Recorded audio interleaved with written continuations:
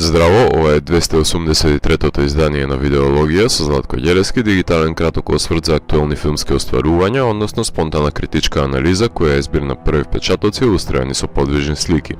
На денешниот репертоар е Ел Конде од Пабло Ларейн, во кој станува збор за Аугусто Пиноше, глумен од Хаиме Вадел, кој 250 години живеел на земјата како вампир, кому старењето му представува проблем и одлучува еднаш за секојаш да го скрати своето постоење. Многу е лесно да му се пристапи на погрешен начин на филмот, штом се слушне премисата и се погледне барем еден кадар од делото.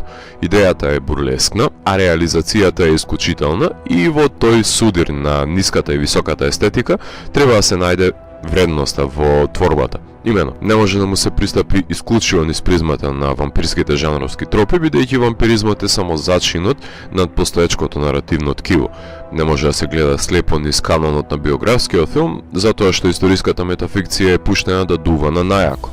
Не може сериозно да се свати покрај толку голема лакрдија, ниту пак да се црсти во урнебесни комедии, што ме реализира на рамништене на врвно артхаус-остварување. Во таа немила спрега е приклешнаа творбата и таму си ги бара своите гледачи, кои сепак ќе ги ценат високите естетски норми на делото, но исто така ќе сватат дека филмот е една голема шега и ќе имаат смисла за комична гротеска со која ќе препознаат што се крие под метафората на богатите диктатори, кои ја пиеле крвта на широките маси и имале доволно префинет вкус да не годуваат на невкусната крв на работничката класа во оваа хорор сатира. Сепак, мора стандардите да се задржат. Откако посведочува на собствениот погреб, Пиноче одлучува да се бори против сите револуции во Хаити, во Русија, во Алжир и да раководи се одржава без татко, односно Чиле. Бескрупулозен владетел кој го има турнато од тронот Аленде, што значи дека филмот е предводен од антагонист, кој се уште нема биста за да ја задоволи суетата, но го има претворено својот слуга во вампир, неговиот болшевички фамилијар, измачувач кој влечка количка низ крај брежјето, не баре глуми во филм на Белатар, а не ја претвора супругата во вампирка. Затоа и проблематичен однос на Пиноче со женит, секако дека има удел и неговата невоспоставена корелација со неговата мајка. Да речеме дека калуѓерки како Кармен Сита, глумена од Паола Луксенџер, правеле екзорцизми во патриархалниот католицизам, но незиното доаѓање во имотот под претензија дека е во прашање сметководителка, која треба да го среди поседот, се претвора во повикување на джилат во домот, кој ќе го шармира грофот само за да се доближи колецот до неговото срце, преди самата да биде искушена со понудата на вечниот живот, а при тоа стане фактор за враќање на чилеанскиот диктатор токму во живот. Со чудесен фетиш за француската револуција, женски Ван Хелсинг, која кога ќе вкуси од изворот на вечноста, не може да продолжи да се поклонува на својот бог. Филмот поседува и нараторка, која најмалку е благопријатно наклонета кон сопругата на Пиноче, Лусија, која ја смета за селанка накитена со крзно, која ги ширела нозете на секој војник.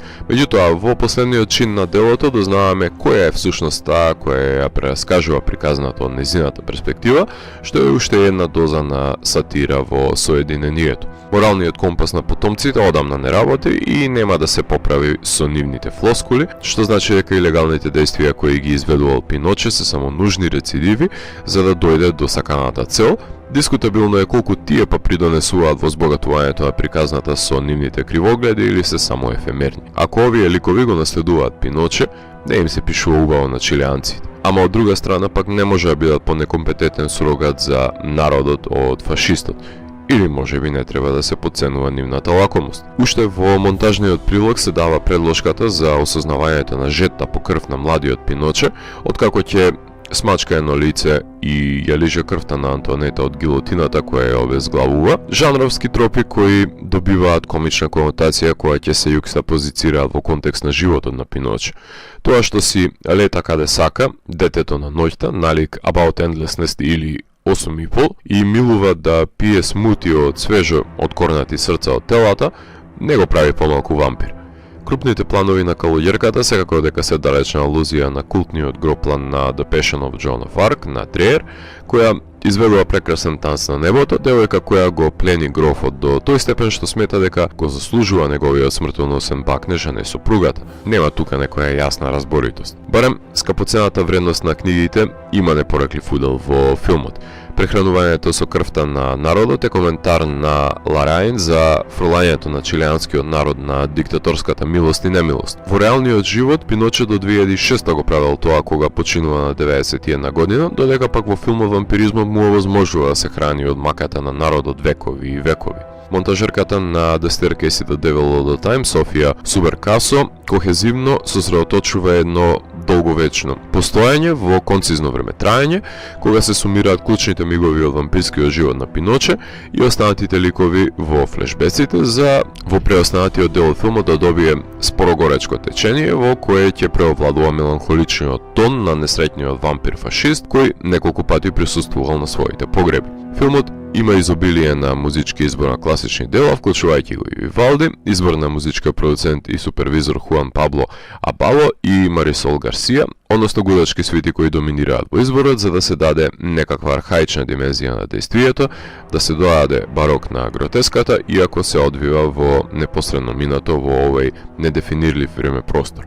Со директорот на фотографија Ед Лахман не само што се знаеме, туку имаме и направено едно обсежно интервју за неговата колаборација со Тод Хейнс, Софија Копола и Лери Кларк, така што многу ме радува што неговото естетско око е искористено за доловување на прекрасното кадрирање на хроматскиот филм, кому не му е потребна боја за да создаде впечатливи моќни таблоа во 12:1 аспект рейшо. Нијансите на сивови користи за да го обои секој кадар во своја полза, како замена на боја, па дури има и виножито во трекинг кадарот на плажата кога се збираат потомците на Пиноче. Епилогот одскокнува од анахромизмот и наменски е употребена боја која не е пресудна за делувањето на филмот. Чилеанскиот режисер веќе беше застапен во видеологија со својата творба, но за него треба да се знае дека милува да се изразува низ механизмите на биопикот, меѓутоа го фикционализира до таа мера што си создава простор за неговите хипотези да добијат живот сам за себе.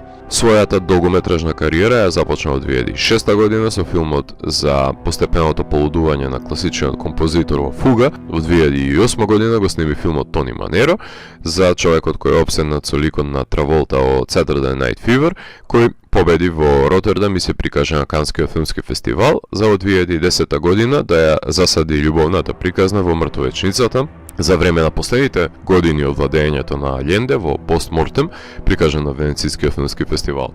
За прв пат се соочив со делото на Лараин на големото платно, кога на фестивал во нашата држава го гледав, но во 2012 година предводен од Гаел Гарсија Бернал и рекламната кампања на неговиот лик, која има за цел да го симне од власта Аугусто Пиноче, кој не е вампир во овој филм, за волја на вистината, но е првиот на Лараин кој е номиниран за Оскар и награден на Канскиот фестивал.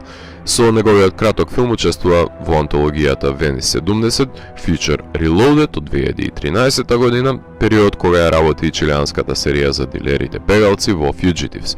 На долгиот филм се враќа од 2015 година со The Club, филмот за свештениците педофили кои живеат на еден округ на чилеанското крајбрежје, прикажан на Сан Себастијан, номиниран за Златен глобус.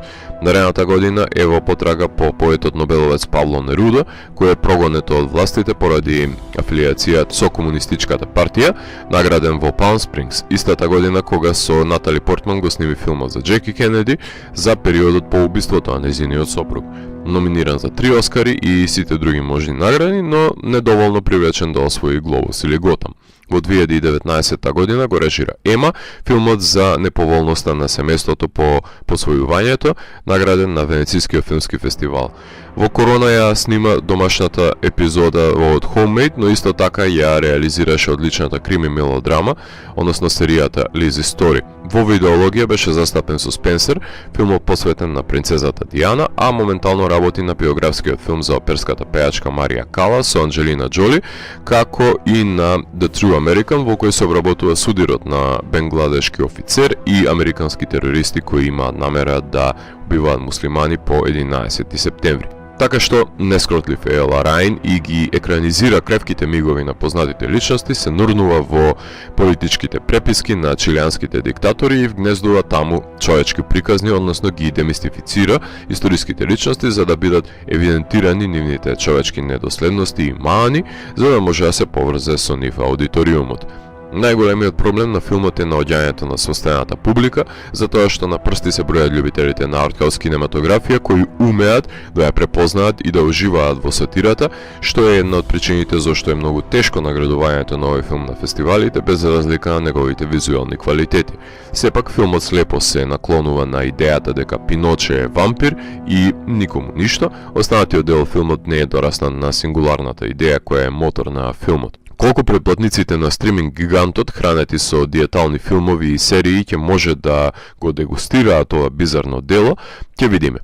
Филмот имаше својата премиера на Венецискиот филмски фестивал, кај што сценаристите на филмот беа наградени, а потоа се прикажа на фестивалот во Телюрейд пред експедитивно да заврши на стриминг сервисот на Netflix, меѓутоа нема да биде представник на Чиле во категоријата за интернационален Оскар, затоа што наредната година ќе ги представува канската вестерн драма The Settlers, така што ова е прв пат муби да има предност пред Netflix во некоја трка.